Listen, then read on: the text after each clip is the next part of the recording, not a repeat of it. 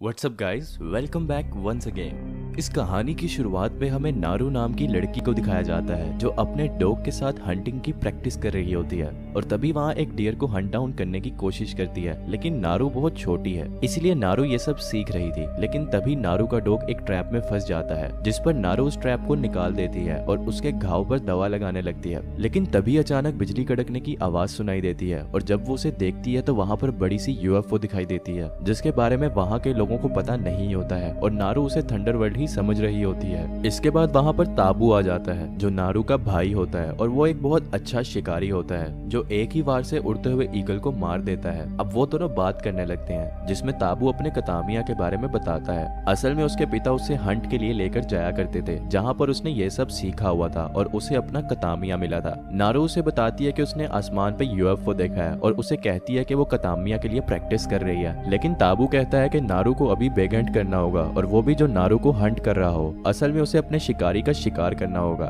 इसके बाद नारू अपनी माँ से बात कर रही होती है और तभी वहाँ पर ताबू भी आ जाता है जो अपने साथ उस ईगल को भी लाया हुआ था जिसे उसने हंट किया था। इसके बाद सीन एक बड़े से शिप का दिखाया जाता है जिसे नारू ने आसमान पर देखा हुआ था और तभी उसमें से एक क्रिएचर पृथ्वी पर आ जाता है। वही नारू जंगल में घूम रही होती है और तभी जंगल की तरफ से कुछ आवाजें आने लगती हैं। जब वो वहाँ पर जाने लगती है तो उसे पता चलता है कि एक शेर ने किसी लड़के को उठा लिया है। इधर ताबू कुछ लोगों के साथ लड़के को ढूंढने के लिए चले जाते हैं और तभी उसके पास नारू भी आ जाती है। हम इधर देखते हैं कि एक सांप को उस क्रिएचर ने दो भागों में काट दिया था और वो क्रिएचर गायब होता है, मतलब कि किसी को दिखाई नहीं देता। वही ताबू उस लड़के को ढूंढ रहे होते हैं और उन्हें वो लड़का मिल जाता है जो पूरी तरह से जख्मी होता है क्योंकि शेर ने उसे मारा नहीं था बल्कि उसे घायल करके छोड़ दिया था। अब नारू उस लड़के को दवा देने लगती है। इसके बाद वो सभी उसे घर लेकर जाने लगते हैं और ताबू उस शेर को हंट करने के लिए निकल जाता है जिस पर नारू कहती है कि वो भी उसके साथ जाएगी। अब वो लोग उस शेर का इंतजार करने लगते हैं और तभी वहाँ पर शेर आ जाता है और एक लड़के को मार देता है। इसके बाद नारू पर भी अटैक करने लगता है। अब नारू उससे काफी डर जाती है लेकिन वो हिम्मत करके उसका सामना करती है और तभी नारू को वही यूएफओ दिखाई देता है जिससे उसका ध्यान उस पर चला जाता है और तभी शेर उस पर हमला कर देता है जिससे नारू बेहोश हो जाती है। इसके बाद नारू को होश आ जाता है और वो अपनी माँ के साथ घर पर होती है। उसकी माँ बताती है कि ताबू उसे छोड़कर अकेले ही शेर को मारने गया है, जिस पर नारू कहती है कि वहाँ पर शेर के अलावा और भी कुछ है और उसे वहाँ पर ताबू की मदद करने जाना होगा। और तभी वहाँ पर शोर होने लगता है जिससे पता चलता है कि ताबू ने अकेले ही उस शेर को मार दिया है। इसके बाद ताबू नारू के पास आता है और नारू को कहता है कि उसने जंगल में और भी कुछ देखा था। अगले दिन नारू फैसला करती है कि वो अकेले ही उस चीज को ढूंढने जाएगी। इसके बाद वो सारी के साथ जंगल में चली जाती है और सभी जगह उसके पैरों के निशान को चेक करने लगती है। वहीं दूसरी तरफ क्रिएचर वुल्फ का शिकार करता है और उसका सर अपने साथ ले जाता है। वहीं नारू एक टारगेट को प्रैक्टिस कर रही होती है और एक रैबिट का शिकार कर लेती है। इसके बाद वो रात में वही सो जाती है। अगली सुबह नारू सारी के साथ आगे की तरफ बढ़ने लगती है लेकिन तभी उसे रास्ते पर बहुत सारी बुफेलोस की लाशें दिखाई देती हैं जिसकी स्किन को निकाल लिया गया होता है और नारू ये सब देखकर बहुत दुखी हो जाती है। इसके बाद वो आगे की तरफ बढ़ने लगती है और तभी अचानक से दलदल में फंस जाती है, लेकिन तभी वो अपनी कुल्हाड़ी की मदद से बाहर निकल आती है और आगे की तरफ बढ़ने लगती है।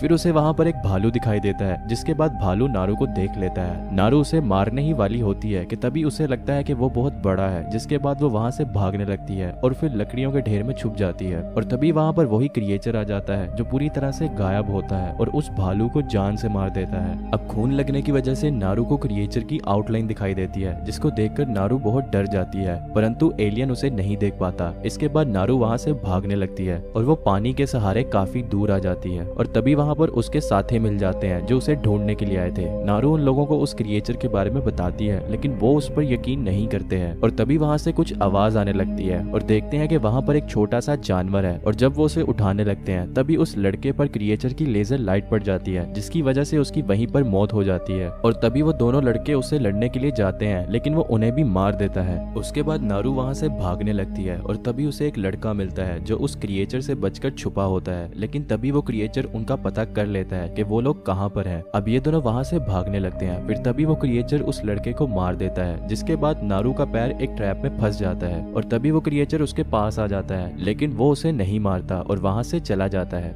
इसके बाद वहाँ पर कुछ लोग आ जाते हैं और नारू को अपने साथ ले जाते हैं। नारू उन लोगों को देखकर समझ जाती है कि उन बुफेलो को इन्होंने मारा है और तभी वो लोग ताबू को बाहर निकाल लेते हैं जिसे उन्होंने पहले ही पकड़ लिया था। अगले सीन में हमें नारू और ताबू को दिखाया जाता है जो एक रस्सी से बंधे होते हैं और वो लोग वहीं पर छुपे होते हैं क्योंकि जब वो क्रिएचर उन्हें मारने आएगा तो वो लोग उसे मार देंगे। और तभी वो क्रिएचर आ जाता है और उन दोनों को नहीं मारता बल्कि उन लोगों को ही मार देता है। इसके बाद वहीं पर और भी लोग छुपे होते हैं और उस क्रिएचर को मारने की कोशिश करने लगते हैं, लेकिन वो क्रिएचर उन सभी को एक एक करके मार देता है। इसके बाद ताबू और नारू अपने आप को छुड़ा लेते हैं और वहां से भाग जाते हैं। इधर नारू उन लोगों के पास सारी को लेने के लिए जाती है, लेकिन तभी वहां पर वो क्रिएचर आ जाता है। अब सारी को वो मारने ही वाला होता है कि वहां पर ताबू आ जाता है और उसके सर को काट देता है और उस क्रिएचर से लड़ने लगता है, जिस पर नारू भी उसे गन से शूट करने लगती है और तभी वो क्रिएचर वहां से गायब हो जाता है। इसके बाद ताबू नारू से उसके सर को लेकर जाने के लिए कहता है और तभी वो क्रिएचर ताबू को मार देता है। वहीं नारू घर आ जाती है और अपनी माँ को ताबू के मौत के बारे में बताती है। अगले सीन में हम नारू को एक रिवर में देखते हैं जहाँ पर उसे इस क्रिएचर का एक गैजेट मिलता है जिसे लेकर वो उसे लड़ने के लिए चली जाती है। अब नारू उसे अपने गन से शूट करने लगती है जिससे उसका हेड गियर नीचे गिर जाता है, जिसे लेकर वो दूसरी जगह पे आ जाती है। अब वो उसे एक जगह पर रख देती है और उसके आसपास ट्रैप लगाने लगती है। इसके बाद वहाँ पर वही क्रिएचर आ जाता है जिसे नारू उस पर हमला करने लगती है और अपने ट्रैप की हेल्प से उसका एक हाथ काट देती है, लेकिन तभी वो क्रिएचर उसे मारने ही वाला होता है कि नारू उसका तीत निकाल देती है और उसे घायल कर देती है, जिसके बाद दलदल में गिरा देती है और उसे वहीं पर मार देती है।